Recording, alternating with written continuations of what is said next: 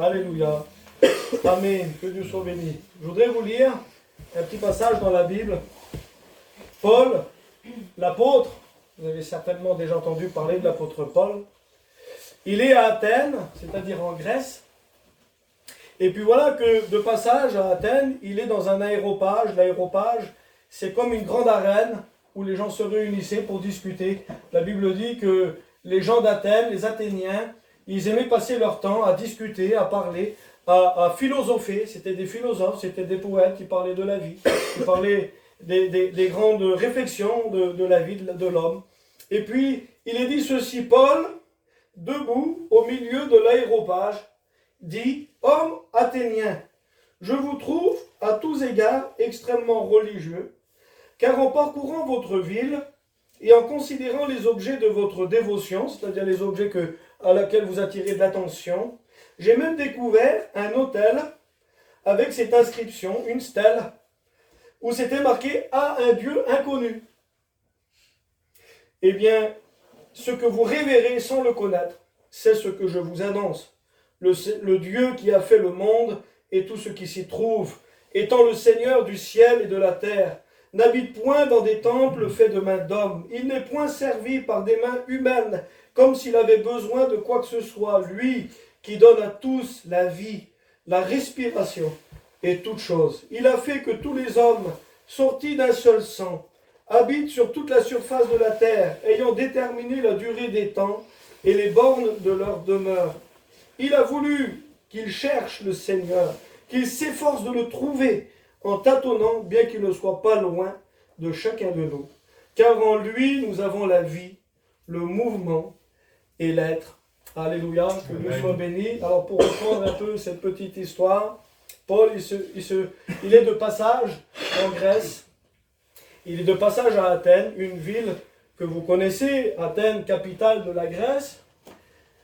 Et puis, il remarque quelque chose, il le dit aux Athéniens, il le dit, je remarque, vous êtes extrêmement religieux parce que en parcourant la ville, j'ai vu des autels avec des dieux. Alors c'est vrai qu'il y a des dieux que l'on connaît par les films. Les Grecs, ils avaient 14 dieux en tout. Il y avait Zeus, il y avait Poséidon, que vous connaissez, que vous avez déjà écouté parler. Il y avait Hadès, il y avait d'autres dieux que je ne me rappelle plus, je les ai notés, mais ce n'est pas important. 14 dieux. Et puis, il dit, j'ai remarqué un autel où il n'y a pas de Dieu dessus. Et sur cet autel, c'est marqué « à un Dieu inconnu ». Et ça, c'est intéressant parce que les Athéniens, eux, ils avaient un Dieu pour tout. Ils avaient un Dieu pour la guerre, un Dieu pour l'enfer, un Dieu pour la prospérité. Ils avaient un Dieu pour la force, ils avaient un Dieu pour l'amour. Ils avaient un Dieu pour la nature, ils avaient un Dieu pour la mer, qui était Poséidon. Ils avaient un Dieu pour la joie, parce qu'il y avait le Dieu du vin, je ne me rappelle plus son nom, je l'ai marqué, c'est pas important. Enfin, ils avaient des dieux qui représentaient un peu tout ce qu'ils aimaient, tout ce qui était important à leurs yeux. Et il semblerait que pour les Athéniens, bien qu'ils soient très intelligents, bien qu'ils soient très instruits, bien qu'ils soient ouverts à plein de choses, il y avait quelque chose qui manquait. À leur compréhension, à leur réflexion, il y a quelque chose qui leur échappait. Ils avaient tout. Ils avaient la richesse, ils avaient la gloire, ils étaient à la capitale, ils étaient en plein essor, plein de connaissances, plein d'intelligence, plein de sciences, plein de poésie, plein de philosophes. Et puis ils ont cette conscience qu'il manque quelque chose. Il manque quelque chose. Il manque un Dieu. Il y a tout, mais sauf quelque chose. Et bien ça me fait penser un peu à nos vies. Nous avons des dieux dans nos vies. Ce n'est pas forcément des choses que l'on considère comme des dieux, mais notre Dieu, par exemple, c'est notre père, c'est notre mère. Le Dieu, c'est la famille c'est important. Sans la famille, on n'est plus rien. On compte sur la famille. La famille, on a besoin d'être dans nos familles, on a besoin d'être entouré des nôtres. Alors, la famille, c'est important.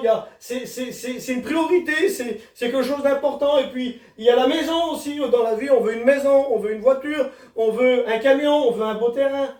Alors, on se fixe des choses qui sont pour nous importantes. Et comme ces Athéniens, dans nos vies, on a plus ou moins tout. Parce que on est quand même, sans être forcément milliardaire, mais on a plus ou moins un chez nous, on a plus ou moins de la famille, on a plus ou moins du matériel. Et puis on a cette impression, comme ces Athéniens, qu'il y a quelque chose qui manque. Il y a un manque. On se couche le soir et on ne comprend pas. On ferme les yeux et il y a comme un vide. Et on ne comprend pas. On est triste et on se dit, je ne comprends pas, j'ai un bon mari, j'ai une bonne femme, j'ai des bons enfants, j'ai un peu de réussite, j'ai un peu d'argent, j'ai un peu de matériel, on a un terrain, on n'est pas malade, on est connu, on est aimé, on est considéré de ceux qui nous entourent. Et puis on fait le point, il y a une tristesse, il y a quelque chose qui manque. Il y a un manque. Il y a un manque. Et Paul, lui, il appuie sur ce manque. Les Athéniens avaient une grande connaissance. Mais il y avait quelque chose qu'ils ne connaissaient pas, c'était Dieu. Et ce soir, je pense qu'il ne te manque pas grand-chose si ce n'est quelque chose, peut-être le plus important. Tu as tout sauf quelque chose qui te manque. Tu le reconnais au fond de toi. Je voudrais que tu puisses laisser parler ton cœur et laisser ton cœur te parler et reconnaître qu'il y a quelque chose qui te manque. Tu as peut-être tout dans la vie, mais il y a un manque à quelque part. Et si Paul a dit ce que vous révérez, eh bien, ce que vous cherchez et que vous ne connaissez pas, je vais vous le faire découvrir. Eh bien, ce soir, je voudrais te faire découvrir ce que tu cherches et que tu ne connais pas. Amen. Ce vide, cette question que tu te poses peut-être régulièrement en toi-même, et c'est souvent quand on est seul, parce que quand on a beaucoup de monde autour de nous, eh bien, il y a comme un jeu de l'homme qui réussit, de l'homme qui assure, de l'homme qui sait, qui assure dans toutes choses. Et puis quand on est seul, les questions, ils arrivent. Et puis on est là dans nos vies, dans nos cœurs, dans nos manquements, et on regarde si nos vies sont satisfaites, pas satisfaites, et il y a un manque, et ce manque, je voudrais te le dire, ce que tu cherches, ce que tu ne connais pas, ce à quoi ton cœur aspire, ce qui va faire dans ta vie ta raison d'être, ta raison d'exister. La direction, la chose principale, c'est le Seigneur Jésus. Amen. C'est le Seigneur Jésus. Vous savez, on ne va pas philosopher, on ne va pas expliquer les choses de la Bible. Moi j'ai 40 ans, je vais me présenter devant vous comme un garçon très simple. Mais vous expliquer simplement ce qu'on a vécu, ce que l'on vit. Nous avons rencontré le Seigneur. Un jour, j'ai rencontré le Seigneur, il a été pour moi le tout. La Bible dit qu'il est le chemin, la vérité et la vie. On cherche un chemin, on n'en trouve pas. On est dans le monde, on court après les directions que le monde nous donne. Mais réellement, on n'a pas de direction. Le travail vient à nous, les intérêts viennent à nous, alors on cherche d'un intérêt à un autre intérêt, d'une opportunité à une autre opportunité, et on vit comme ça. Mais en réalité, il n'y a pas de direction. On ne sait pas ce qu'on fait de nos vies et on cherche. Et là, Jésus dit, je suis le chemin. Il y a une direction, il y a une raison d'être. On n'est plus perdu, on n'est plus errant, on n'est plus dans les ténèbres à chercher, à tâtonner. La Bible dit, vous le tâtonnez. On tâtonne comme si on était dans le noir. On cherche une direction, on cherche un sens. Et puis quand Jésus se révèle à nous, c'est la lumière. Amen. Il éclaire nos yeux, il éclaire nos cœurs. Et nous avons devant nous un désert. Et la Bible dit qu'il trace un chemin tout tracé dans nos déserts. Une direction se montre à nous, le chemin du ciel. Tout le monde veut aller au ciel. Tout le monde veut être sauvé. Mais qui en connaît le chemin? Qui sait ce qu'il faut faire pour aller au ciel? Qui connaît la démarche? Qui connaît la marche à suivre pour aller au ciel? Et Jésus se fait connaître. Et il te dit, je suis le chemin. Et là, il y a une grande direction qui s'ouvre devant toi. Jésus, il est le chemin. Il est la vérité, tout le monde la cherche. Et les hommes ne la trouvent pas. Les gens parlent, les gens polémiquent, les gens font de la politique, les gens font de la philosophie. On cherche dans la science, on cherche dans la réflexion, et puis l'homme ne trouve pas quelle est la vérité, tellement de choses dans le monde. Un seul homme a dit ceci, je suis la vérité c'est moi. Et quand on rencontre le Seigneur, on comprend qu'il est réellement la vérité. La Bible dit que tout a été fait par lui, pour lui et en lui. La Bible dit qu'il est l'alpha et l'oméga, le commencement et la fin, le premier et le dernier. Tout a été fait par lui et rien de ce qui a été fait n'a été fait sans lui. Il était avant le monde, avant que le monde fût créé, avant qu'il y ait la première étoile, le premier soleil, la première terre, le premier humain. Jésus était déjà là, Fils de Dieu et Créateur du monde. Et quand le monde ne sera plus, parce que la Bible dit que le monde aura son temps, le monde passera, Jésus sera toujours présent, parce qu'il est le Dieu éternel. Il est de toute éternité. Son origine, il n'en a pas. Son origine, c'est l'éternité derrière nous. Et son avenir, c'est l'éternité devant nous. Nous sommes, nous, au milieu de tout ça, pendant 50 ans, 60, 70 ans, 80 ans, 90 ans sur une terre, à passer, à chercher notre chemin, à chercher du bonheur. Et nous trouvons le bonheur quand nous comprenons le sens de la vie. Et le sens de la vie, il est dans le Fils. La Bible dit ceci, celui qui a le Fils, il a la vie. Amen. Celui qui a le Fils, il a la vie. Vous savez, c'est le Fils qui nous a montré qu'il nous aimait. La Bible dit qu'il a tellement aimé le monde. Il a tellement aimé les gens. Il a tellement aimé ta vie à toi, qu'il va donner son Fils unique. La Bible dit que Jésus est venu sur la terre. Il est venu sur la terre de la manière la plus discrète. Il n'est pas venu avec un cheval blanc, il n'est pas venu avec une couronne sur la tête, il n'est pas venu avec un tapis rouge, il n'est pas venu avec une grande armée. Il n'est pas venu pour éblouir. Et je voudrais te dire ce soir que derrière cette réunion toute simple, il y a ce même Jésus qui est venu sur la terre il y a 2000 ans, sans vouloir éblouir. Vous savez que Dieu aurait ce pouvoir de faire exploser la maison, de faire soulever le plafond, de nous projeter dans une grande lumière, de nous faire voir 10 arcs-en-ciel. Il pourrait tout faire, il a tout pouvoir, mais ce n'est pas ce qu'il veut. Il veut se présenter devant toi de la manière la plus simple. Il veut te prouver qu'il t'aime. Il y a ceux dans cette soirée qui vont chercher le Seigneur dans leur cœur et qui vont le trouver. Et il y a ceux qui sont dans la même pièce, qui ne le chercheront peut-être pas et qui ne le trouveront pas. La Bible dit qu'on rencontre le Seigneur avec la foi. Si tu ouvres ton cœur, si tu veux croire dans lui, le Seigneur se dévoile.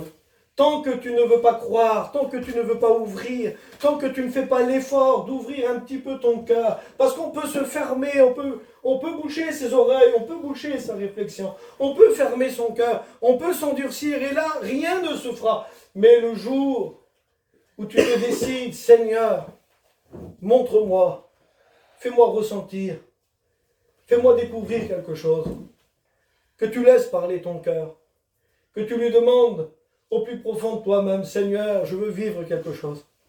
Je veux pouvoir te rencontrer. Si tu as le sens de la vie, si tout a été fait en toi, pour toi, si tu es l'élément indispensable dans une vie d'un homme, fais-moi voir quelque chose.